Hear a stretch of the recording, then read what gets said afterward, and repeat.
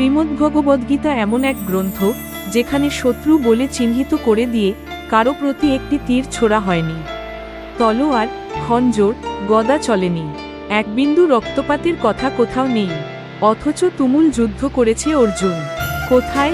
কুরুক্ষেত্রে না, নিজের সঙ্গে নিজে, নিজের ভিতরে। সে শত্রুর সন্ধান পেয়েছে নিজের মধ্যে। তীব্র আসক্তি, খ্যাতি, নাম, যশের আকাঙ্ক্ষা, কামনা, বাসনা, অহং, মোহ ও মায়ার মধ্যে। এটাই হলো আসল যুদ্ধ। একেই বলা যেতে পারে সাধনা, আত্মজাগরণের লড়াই, বিবেক ও চৈতন্য জাগরণের প্রয়াস।